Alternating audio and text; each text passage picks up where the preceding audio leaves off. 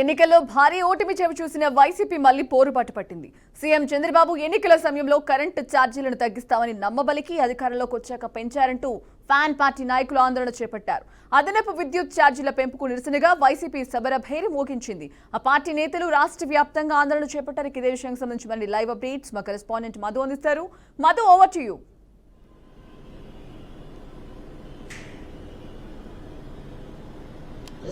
ప్రస్తుతం చూసుకుంటే కనుక రాష్ట్ర వ్యాప్తంగా కూడా వైసీపీ నాయకులు మొత్తం అంతా కూడా బాధుడు అనే కార్యక్రమం నిరసనగా ర్యాలీలు చేపట్టారు. అదేవిధంగా చూసుకుంటే కనుక 2024 ఎన్నికల్లో చూసుకుంటే కనుక అంటే విద్యుత్ ధరలు పెంచము అని చెప్పేసి అధికారంలోకి వచ్చిన తర్వాత విద్యుత్ ధరలు పెంచడము, దాదాపుగా 16,000 కోట్లు ప్రజల మీద భారం మోపారనేసి కూడాను ఆరోపణలు చేస్తూ వైసీపీ నాయకులంతా కూడా విద్యుత్ శాఖకు సంబంధించిన ఏదైతే డిస్కమ్లు కానీ ఏఈలు కానీ డీలు అందరూ కలిసి వినతి పత్రం సమర్పించడం జరిగింది. అదేవిధంగా చూసుకుంటే కనుక దాదాపు ఇప్పటికీ కూడా ప్రభుత్వం వచ్చిన 6 నెలల తర్వాత కూడా దాదాపు 6,000 కోట్ల రూపాయలు కూడా ప్రజల నుండి వసూలు చేసిందనేసి, మళ్ళీ జనవరి 1వ తారీఖు నుంచి ఇంకా 9,000 కోట్లకు సంబంధించింది కూడా ప్రజల దగ్గర నుంచి వసూలు చేయబోతుందనేసి కూడా వైసీపీ నాయకులు ఆరోపిస్తూ జరిగింది. అదేవిధంగా చూసుకుంటే కనుక అంటే గత గవర్నమెంట్లో వైసీపీ ప్రభుత్వంలో చూసుకుంటే కనుక ఎస్సీ ఎస్టీలకు సంబంధించి 200 యూనిట్ల వరకు ఉచితంగా ఇచ్చారు.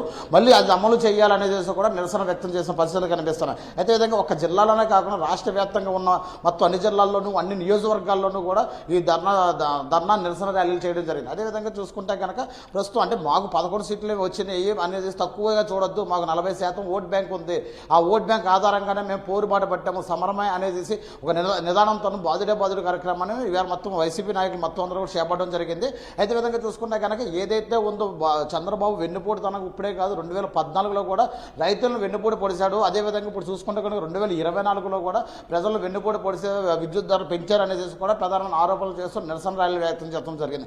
అయితే ఇదే చూసుకుంటే కనుక ₹4 వైసీపీ గవర్నమెంట్లో ₹4.24 ఉన్న ధరలను ఎలా పెంచారు అంటూ కూడా ర్యాలీలో కూడా వ్యక్తం చేస్తున్న పరిస్థితి కనిపిస్తున్నాయి సంజన.